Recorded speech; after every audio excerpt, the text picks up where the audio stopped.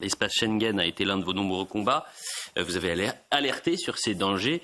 Et un face à Philippe de Villiers sans archives n'est pas vraiment un Philippe de Villiers, ou bien une émission. C'est pour ça qu'on va se replonger sur l'un de vos débats. C'était en 1995.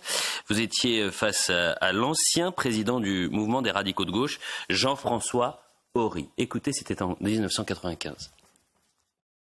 Donc dans la nuit du 25 au 26 mars, nos gouvernants vont, soutenus en cela par beaucoup de gens, hélas, vont démanteler tous nos postes frontières, toutes nos frontières terrestres.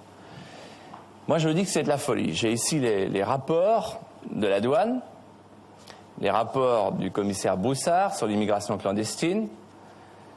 Quand on voit ce qui se passe aujourd'hui en Europe, je ne veux pas que la France devienne la plaque tournante de la drogue, et notamment du cannabis, puisque aux Pays-Bas, le cannabis est une culture nationale. Attendez. Deuxièmement, je ne veux pas que la France devienne la plaque tournante du trafic du plutonium. Je ne veux pas que la France devienne la plaque tournante du terrorisme. Vous imaginez, quand on va supprimer nos frontières, que nos frontières sud seront gardées par le sud du Portugal et le sud de l'Espagne. Quand on voit ce qui se passe à l'occasion de l'avenue en France de Salman Rushdie, quand on voit ce qui se passe en France avec le terrorisme, c'est une folie.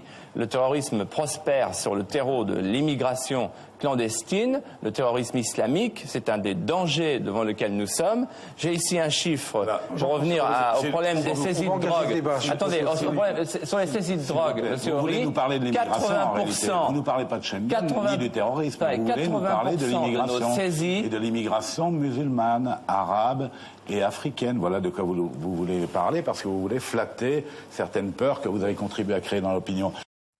Sans commentaire.